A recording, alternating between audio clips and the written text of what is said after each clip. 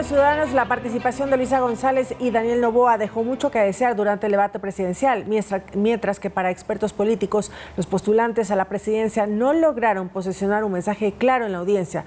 Vamos a revisar sus criterios a continuación. Daniel Noboa y Luisa González se enfrentaron cara a cara en el debate presidencial rumbo a la segunda vuelta, que fue transmitido por la señal de Ecuador TV. ¿Pero qué piensan los ecuatorianos de este encuentro? Me parece que faltó el formato, porque las preguntas no estaban bien, o sea, no fueron escogidas bien. Bastante interesante la propuesta de cada político, pero para un sinsentido, debido a que la coherencia en 18 meses es imposible que hagan ese tipo de obras que ofrecen. Su turno para responder. Entonces, ¿qué faltó? Pero sí le faltó un poco más concretar acerca de la salud y la educación y cómo van a hacer para la parte de la economía, porque los dos decían lo mismo, pero no había algo concreto. Según los analistas políticos Andrea Yepes y Esteban Ron, el último debate no logró capturar la atención de los ecuatorianos, como lo fue en la primera vuelta. Nosotros no vimos la misma penetración y tampoco vimos el mismo posicionamiento de imagen y tampoco vimos el mismo interés de la gente que en la primera vuelta.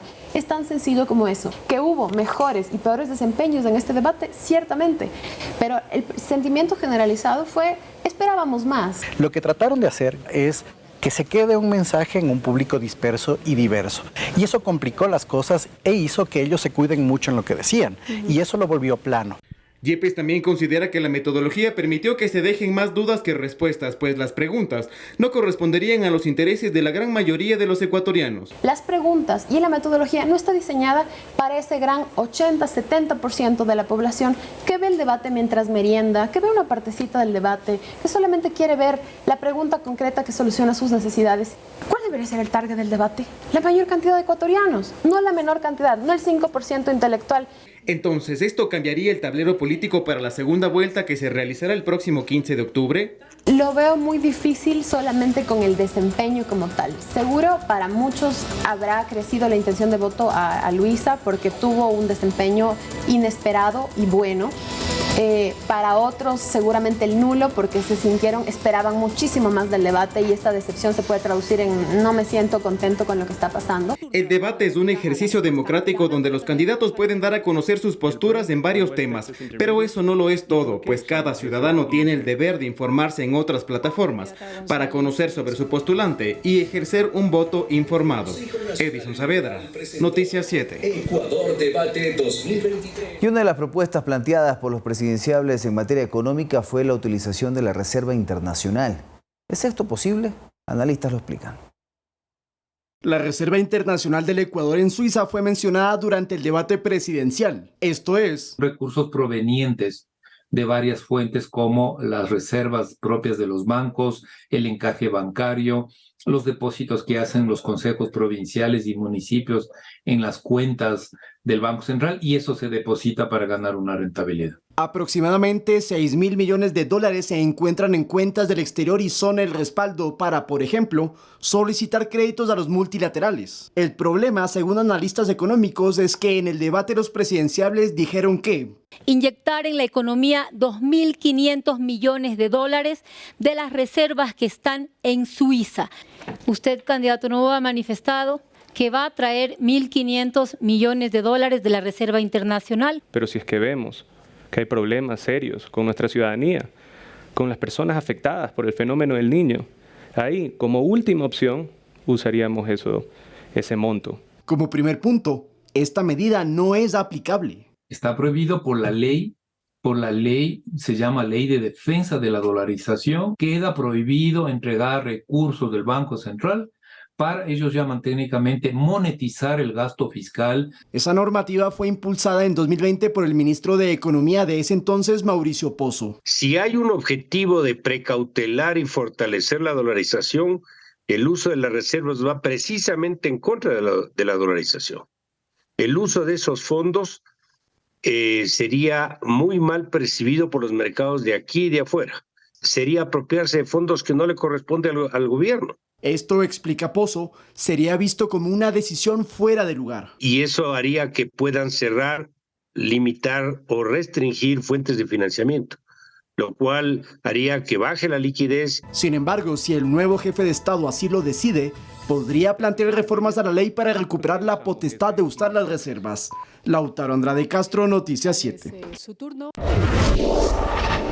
Y en otros temas, el secretario de la Comisión Ciudadana que lleva a cabo el concurso para Contralor solicitó la nulidad de la proclamación de resultados, argumentando ciertas irregularidades. Sin embargo, la consejera de Participación, Michelle Calvache, asegura que el proceso está lleno de vicios.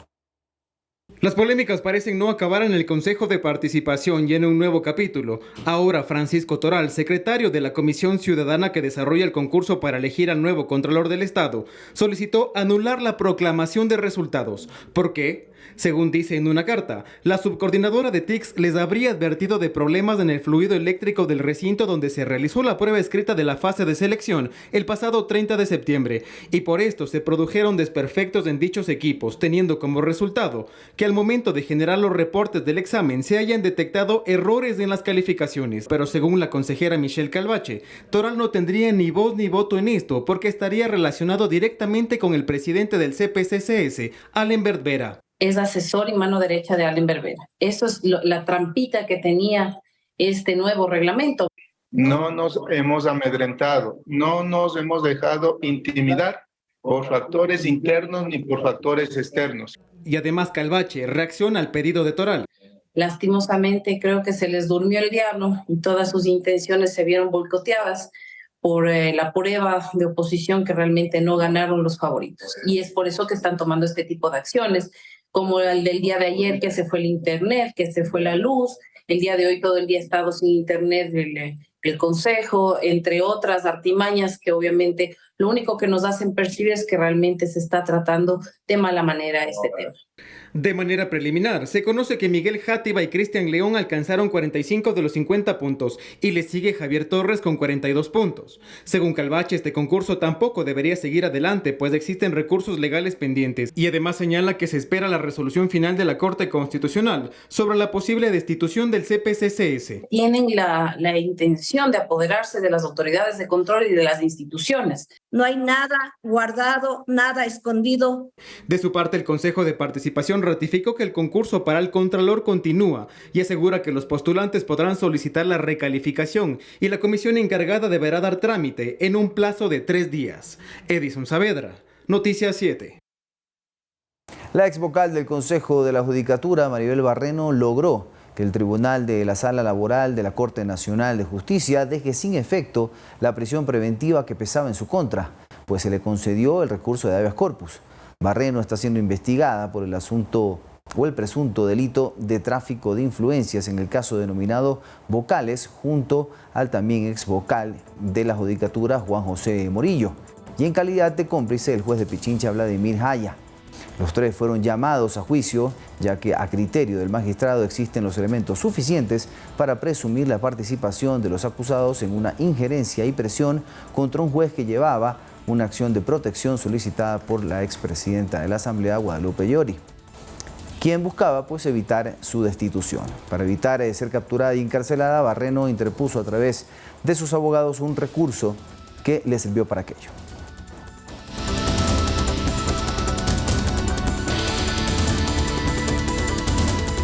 Si el exmandatario Lenín Moreno no se presenta a la Corte Nacional de Justicia en Ecuador hasta la próxima semana, la Fiscalía podría solicitar su prisión preventiva o arresto domiciliario por incumplir su medida cautelar en el caso denominado Sinohidro.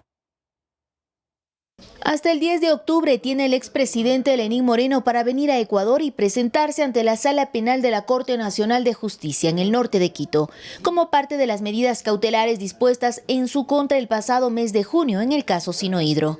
En esa fecha, el juez Mauricio Espinosa dispuso que mensualmente se presente en la Embajada de Ecuador en Paraguay, país donde reside y trabaja como comisionado de la OEA para asuntos de discapacidad.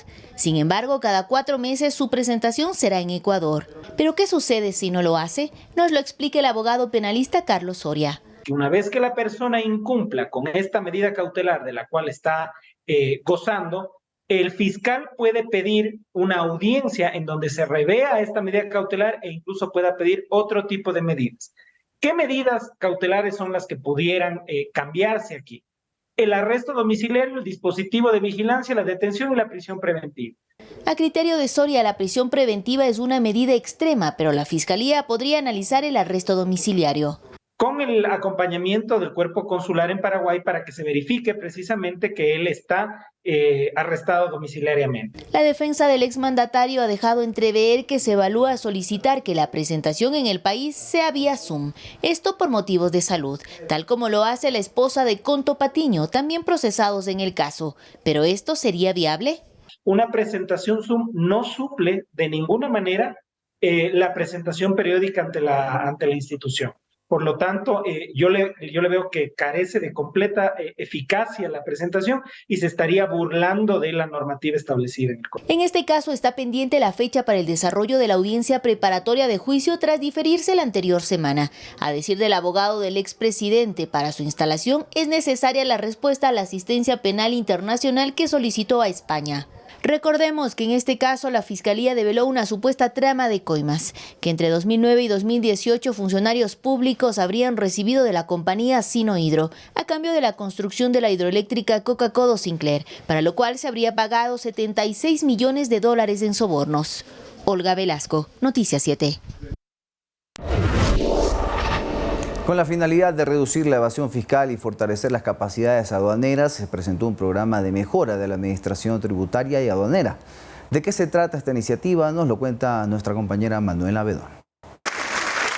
$88.5 millones es el presupuesto que entregó el BID junto al gobierno de Corea del Sur para la implementación del programa de mejora de la administración tributaria y aduanera. En ambas instituciones del Estado se implementarán métodos y herramientas tecnológicas para cumplir con este objetivo. En el Servicio de Rentas Internas se aplicará el programa INTAC. El director general del SRI, Francisco Briones, explicó que entre los objetivos está la maximización de la recaudación fiscal y se identificó que no se utilizan todos los datos que se receptan dentro de la institución. Llegamos a terminar, presidente, 60.000 personas con propiedades, con bienes, con movimientos significativos en el sistema financiero, pero que en su vida habían tenido un RUC, habían declarado un ingreso. Por su parte, el director nacional de Servicios de Aduanas explicó que se busca permitir y facilitar el comercio entre los productos que ingresan y salen del país. Esto sería con la repotencialización del sistema Equapaz, con implementación de Big Data, inteligencia artificial, Data Warehouse y Business Intelligence en su plataforma. Que sea continuo en el tiempo, que no tengan problemas de caída. Que además existe una simplificación de procesos y procedimientos que nos permita tener una interfaz más amigable, procesos más rápidos. El presidente de la República, Guillermo Lasso, puntualizó que con las mejoras tecnológicas durante el 2022, la recaudación aumentó en 17.162 millones, es decir, 3.186 millones más que en el 2021. Y para este 2023 se proyecta que la cifra sea de 18.193 millones de dólares. Logramos recaudar más de $100 millones de quienes habían sacado dinero del Ecuador sin pagar sus impuestos, y este año serán 30 millones adicionales. Y puntualizó que en 7 puertos marítimos y en los aeropuertos de Quito y Guayaquil ya funcionan los escáneres para detectar irregularidades en las declaraciones de mercaderías y tráfico de drogas. Manuela Bedón, Noticias 7. Les contamos que las multas que generan los fotorradares en el país han sido suspendidas a nivel nacional por orden de un juez. Esto ocurre porque la Federación Nacional de Cooperativas de Transporte de Ecuador interpuso una acción de protección. Esta medida fue acogida por un juez y todas las multas generadas por los fotorradares a partir del 24 de agosto del 2023 hasta la fecha automáticamente han sido anuladas. Esto es lo que dijo el presidente de la FENACOTIP, Abel Gómez, en torno al tema. Imagínense que dentro de la demanda solo tomo 2 cooperativas como ejemplo, que es la Santa Lucía y la Reina del Camino. Y en un mes, las 2 cooperativas, el perjuicio pasaba los $350.000. Entonces, esa es una situación que si usted ve que tenemos 360 cooperativas, estamos hablando simplemente de 2 cooperativas en un mes. Imagínense cuántos meses hemos tenido. Esta situación es bastante alarmante. Entonces, no queremos entrar a una situación de análisis, más bien queremos arreglar un problema. Imagínense que dentro de La primera vacuna contra el dengue ya está lista. El medicamento fue desarrollado por la farmacéutica japonesa Takeda y su eficacia se probó entre pacientes de 4 a 16 años en Asia y Latinoamérica. La Organización Mundial de la Salud, OMS, indicó que se recomendará su aplicación para niños y adolescentes entre los 6 y los 16 años. Pero, ¿cuál es la situación del dengue en el Ecuador? En el país se registraron más de 16.000 casos de dengue. En las provincias más afectadas en este caso son Manabí, Santo Domingo y Esmeraldas, aunque también se reportan casos en Pichincha y en Cotopaxi.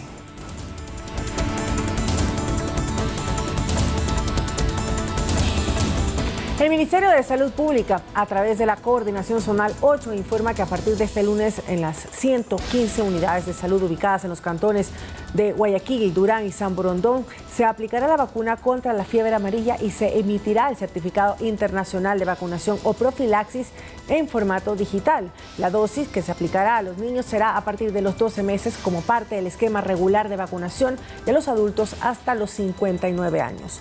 Los requisitos para obtener el certificado son la cédula de identidad o el pasaporte.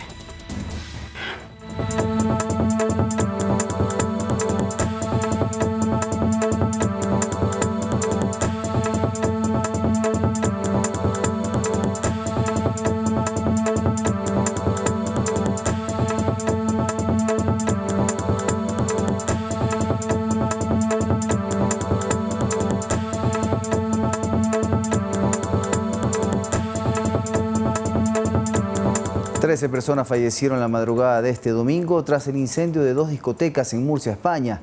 El jefe de servicios sociales del ayuntamiento de esa localidad indicó que la mayoría de fallecidos serían ecuatorianos, algo que contradice la Contraloría del Ecuador, quien todavía espera los resultados de las pruebas de ADN de las víctimas. Según las autoridades locales, estos centros de diversión no tenían licencia municipal y sobre ellas había una orden de cese de actividad desde enero del 2022.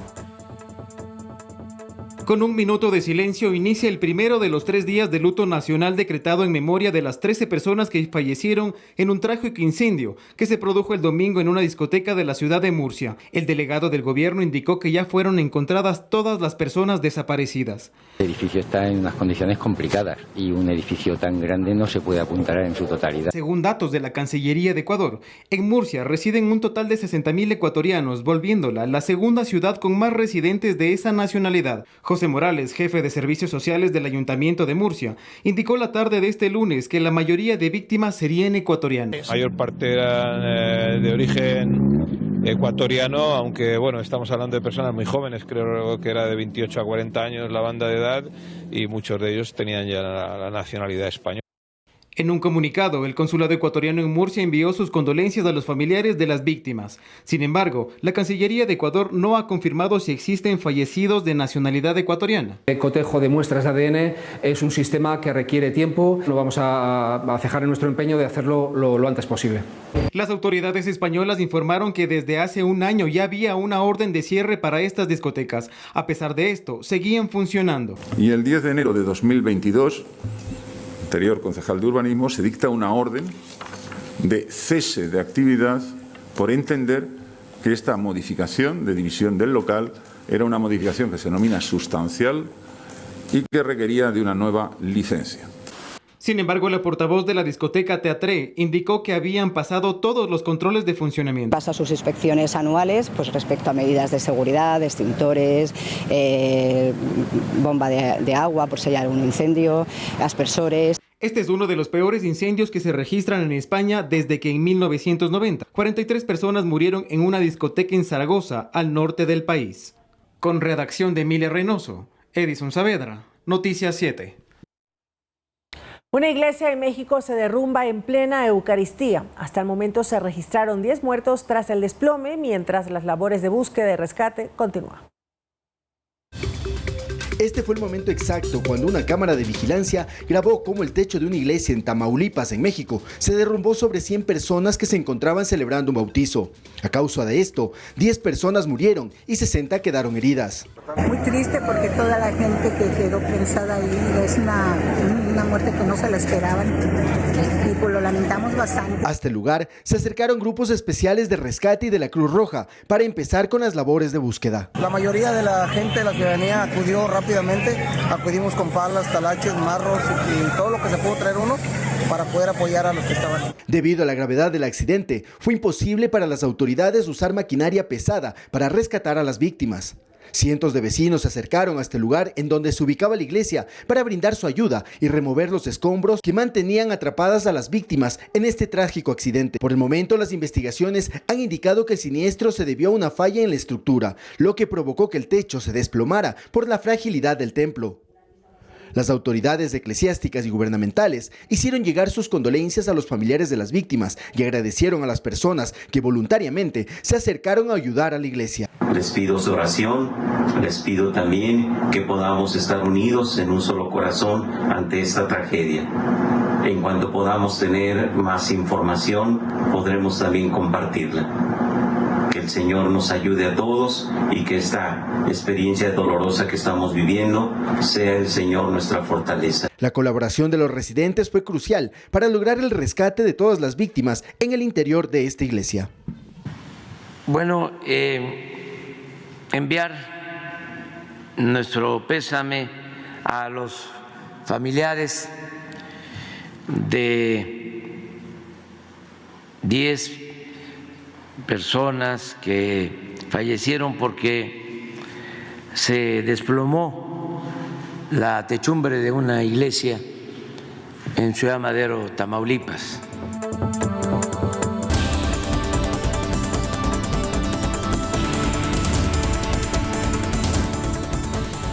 El Instituto Ecuatoriano de Seguridad Social informó que entre 2021 y 2023 ha recibido 4.230 millones de dólares como parte de la deuda histórica que el Estado tenía con esa institución.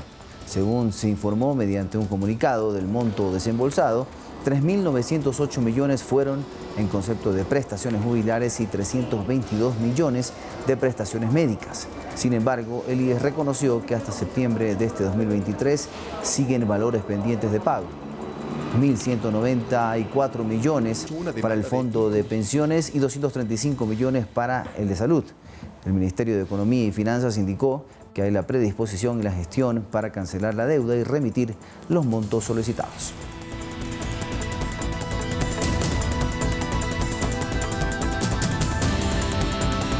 La puerta plegable de un negocio ubicado en Cumbayá, al oriente de Quito, fue afectada tras una explosión.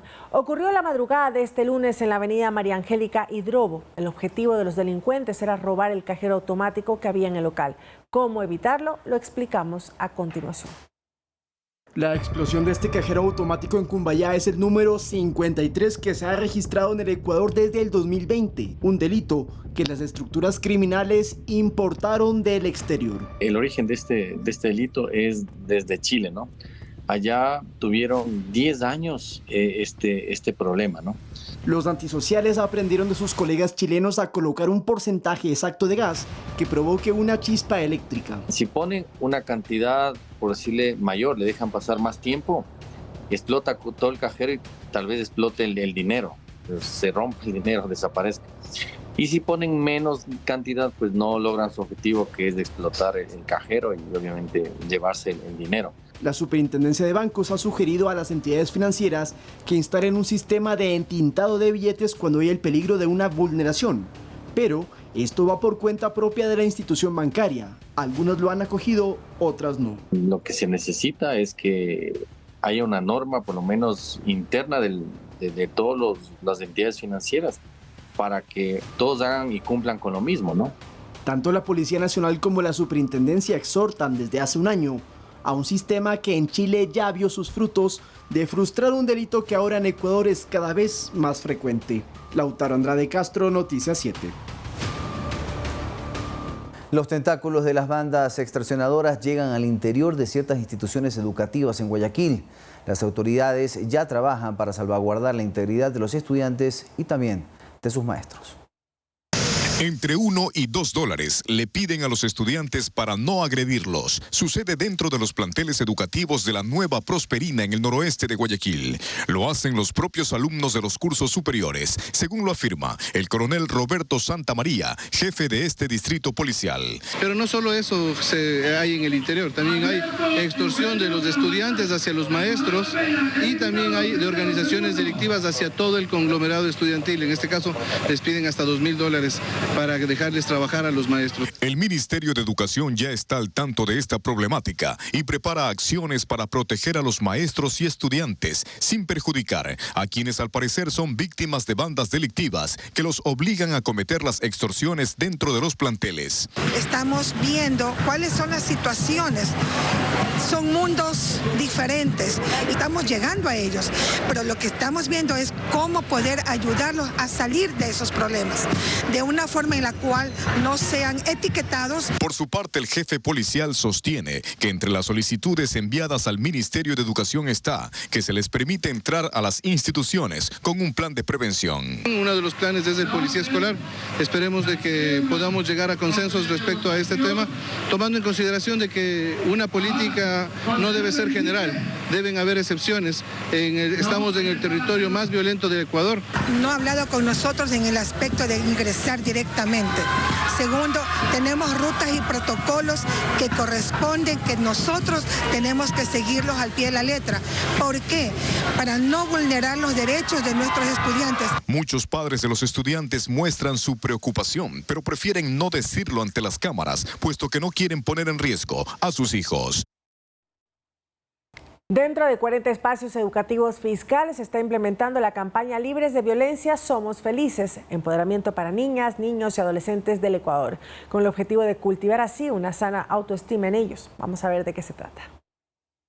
Sí, en algunas veces los padres mismos sufren, en la casa sufren violencia intrafamiliar y a veces el estudiante viene acá al colegio a demostrar lo que pasa en la casa. Con este ejemplo, Michael explica por qué se reproduce la violencia en las aulas. Él y todos sus compañeros del Instituto Nacional Mejía están aprendiendo y cultivando su autoestima y confianza a través de la campaña Libres de Violencia, un trabajo conjunto entre el Ministerio de Educación y la Fundación Rotarac. Que tenemos lógicamente personas especializadas que están haciendo la ejecución del proyecto.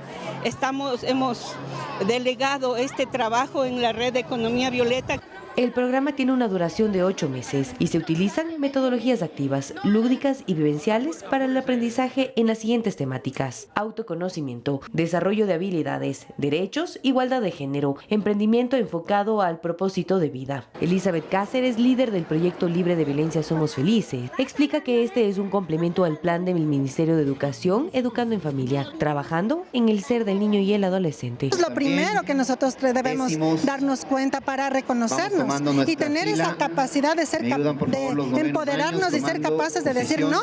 Los estudiantes de la institución tienen algunas pautas claras de qué hacer en caso de violencia dentro y fuera del ámbito educativo. Primero informarles a mis papás y a una persona que tenga confianza. En caso de que tengamos mucho miedo, ya llegan amenazas a la policía. ¿Quién es tu adulto de confianza? ¿Tienes un adulto de confianza? Sí, mi abuela y mi papá. El programa está desplegado en 7 provincias del Ecuador. En total, 40 instituciones educativas fiscales. Manuela Bedón, Noticias 7. El alcalde de Durán, Luis Chonillo, indicó que se formalizó la denuncia por amenazas a la directora de Recursos Humanos del Registro de la Propiedad. En su auto se encontró una carta intimidadora y una bala. La situación en Durán está bastante compleja. En los últimos 3 días se detuvieron a 41 personas que pertenecían a las bandas Latin Kings y Chone Killers. Los datos fueron proporcionados por el Ministerio del Interior tras una serie de operativos en esa localidad. El operativo se llamó Renacer y se instaló un puesto de mando unificado para la coordinación interinstitucional en una unidad de vigilancia comunitaria de ese cantón. En ese espacio, el presidente Guillermo Lasso dijo a la fuerza policial que si tienen que usar sus armas de detonación, lo hagan.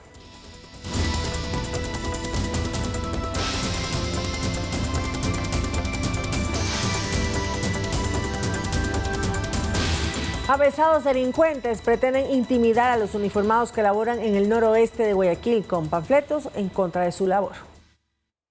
Nos llamó la atención es que Roberto Santamaría, jefe policial del distrito Nueva Prosperina, aseguró que ya tiene identificados a los fascinerosos que, a través de misivas panfletarias, lanzaron una velada advertencia de que arremeterían con fusiles en contra de los gendarmes que prestan servicio en la sede ubicada en el noroeste de Guayaquil. No nos van a amedrentar y estamos ya preparados. Los dos servidores policiales que están puesto precio, como dicen, precio a su cabeza, $10,000. ¿Precio a la cabeza de grupos de la policía aquí? Exactamente, nos han puesto que por cada policía van a pagar $10,000 de esta organización, pero sabemos quiénes son, los tenemos ubicados y estamos esperando, porque como actuamos en derecho, tenemos que esperar de que justamente se suscite la amenaza. Pero atentar contra un policía es atentar contra toda la institución y es atentar contra el Estado. Y justamente estamos preparados para hacerles frente. El domingo, en horas de la tarde, cámaras de videoseguridad que ahora son analizadas por la Fiscalía en conjunto con la policía, lanzaron una bolsa con los avesados mensajes en papel en contra de la tarea de los gendarmes. Lo que nos llamó la atención es de que nos fueron a votar en las UPC. En las UPC de Nueva Prosperina nos fueron a dejar estos panfletos amenazando a funcionarios policiales que lo que están haciendo es su trabajo. ¿Qué es lo que se les afecta? Es de que estamos recuperando todas las motos robadas que ellos roban y las dejan estacionadas en diversos lugares. Situaciones contradictorias, aunque no prevé constituirse en algo que amedrente la misión de la Policía Nacional frente al combate contra el crimen organizado. Y vamos con temas culturales, porque la gastronomía es parte fundamental de nuestra cultura y de nuestra identidad. En los pueblos indígenas amazónicos es incluso más profunda. La conexión con la que comen, con lo que son y cómo viven está directamente vinculada a su relación con la selva. En la Amazonía ecuatoriana hay 11 comunidades indígenas, cada una diversa, cada una con sus costumbres, lengua y tradición. Y aunque comparten un territorio relativamente pequeño, hay diferencias marcadas, por ejemplo, en su forma de alimentarse. Cuando tú preguntas a alguien, háblame sobre cocina amazónica, lo único que te va a decir es maitos y chontacuros. Pero hay un montón de cosas que comer acá, ¿no? Hay que aprender y que ver. Y eso fue lo que descubrimos en nuestro viaje a la comunidad Zápara en Yanyamacocha, en Pastaza. Llegar hasta aquí toma 25 minutos en avioneta desde Shell. No hay supermercados ni tiendas cercanas. Su despensa es la selva, es el Amazonas. Nosotros como mujeres Zápara también recolectamos de la selva. Hay de diferentes productos que recolectamos para alimentar a nuestros hijos. La mujer amazónica tiene un papel importante en la alimentación, no por un rol de género ya establecido, sino porque es la que administra y cosecha la chacra. Antes vivían por vivir, alimentaban, pero ahora es como defender y poder, porque las mujeres somos esta madre tierra. Por eso es para nosotros muy importante cuidar, conectar y caminar a la selva. Estos espacios de terreno donde se cultiva y de donde sale el alimento. Nosotros compramos productos de nosotros, yuca, papachina, papa, camote, y piña, caña, toda clase. Desde hace más de una década, el chef ecuatoriano Quique Sempere ha ido explorando estos sabores amazónicos. Para mí la Amazonía es mi lugar favorito en el mundo. Cosas que para un cocinero venir a la Amazonía es como para un niño ir a Disney, ¿no? Empieza tu cabeza enseguida a maquinar y a cranear qué otras cosas puedes hacer. Y ahora, junto a la Fundación Pachamama, busca documentarlo para mostrar al Ecuador y al mundo esta cultura gastronómica única. Vamos más adentro, técnicas de cocina ancestral, cómo comen, toda la cultura gastronómica que hay alrededor de una mesa en diferentes comunidades, ¿no? Y para ello, junto a otros chefs, recorren la Amazonía, en donde recogen experiencias y más sabores. Que cada vez que vengo a una comunidad, conozco ingredientes nuevos. Si es que algún ingrediente se repite, lo preparan de una manera diferente. El Ecuador es súper diverso y tenemos un montón de insumos por cada región y también a la vez es un poco complicado el conectarnos entre todas. Entonces hemos descubierto variedades de papas que no habíamos conocido, frutas que no tenía idea que existían y también parte de cosas que uno no piensa que se las puede comer, raíces, flores. Cada detalle, desde cómo se sirven y cocen los alimentos o cómo se comparte la chicha, es retratado por Sempere y sus colegas, pero en la alta cocina. La idea es traer los productos de la Amazonía a la sierra y hacer que la gente de la sierra coma cosas como hormigas. No piensen en nada más. Porque el misticismo que envuelve la selva amazónica también lo lleva a su gastronomía y es una experiencia que debe vivirla.